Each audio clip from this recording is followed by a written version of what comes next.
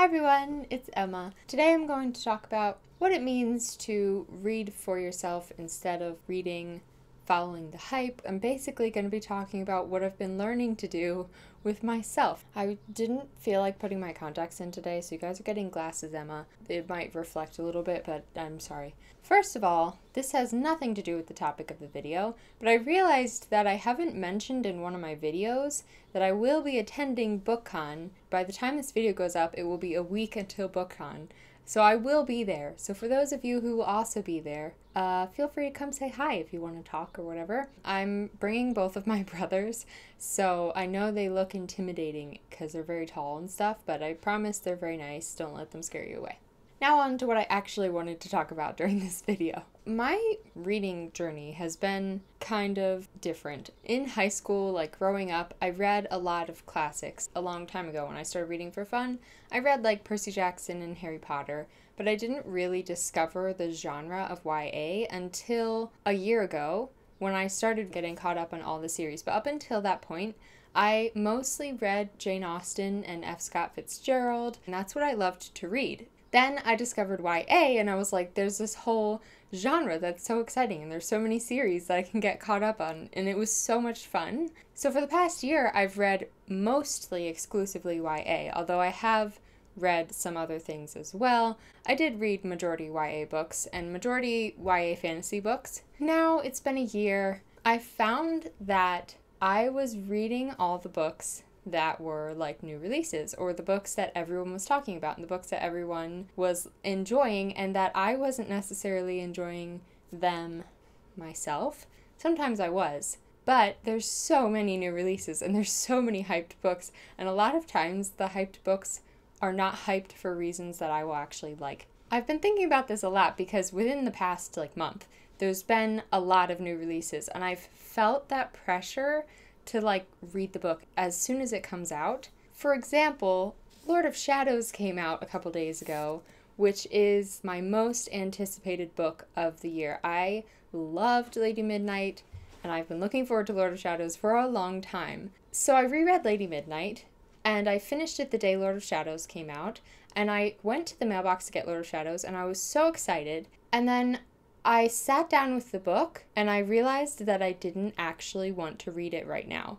But I was going to read it anyways because it just came out, and it seemed like that's just like what you do when a book comes out. You read the new release as soon as it comes out so that you're not spoiled and so that you're reading it at the same time everyone else is reading it, etc., etc. But I sat for a second and thought and realized that that was not what I was in the mood for at the current time. It doesn't mean that I'm not going to read Lord of Shadows, because obviously I'm going to. I'm really excited to find out what happens to these characters. But I realized that at this present time, it's not what I want to read.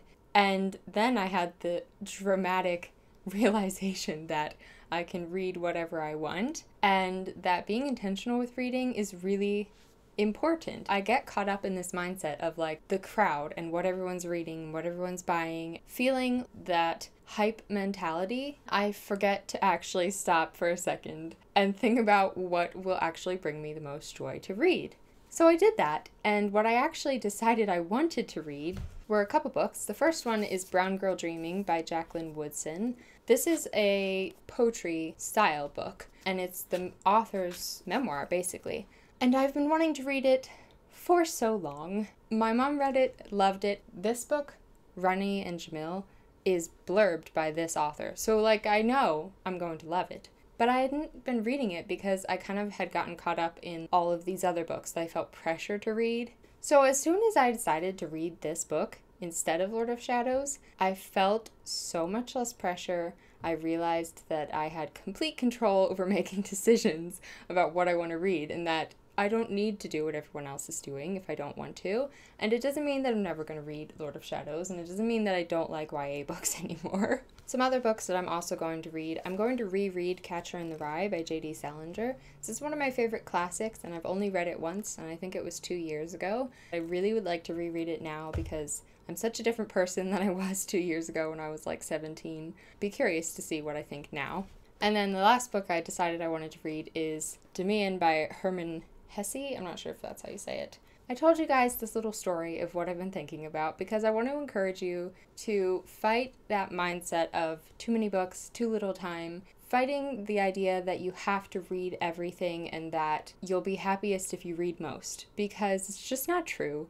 Take a minute to think about what type of reading brings you joy and be willing to change on a day-to-day basis. If you're in the middle of a book and you're not enjoying it, if you don't feel like it's uplifting you, it's okay to not finish that book. There's no rules to reading. Reading is just for fun. If you're not reading a book for school, obviously, then you have no pressure whatsoever to read anything. Sometimes what brings you joy might be the new release that just came out to that series that everyone is talking about, but sometimes it might be rereading one of your favorite books that you've read 3 times, but you also just want to reread it again. For me personally, I often find that I most enjoy those books that I've been anticipating the release after the hype has died down a little bit. Like I did this with the Shatter Me trilogy. I read it last year and I loved it so much because I had no expectations. I didn't know anyone was liking it. I didn't know that it was like a series that had been really hyped about because I was brand new to YA,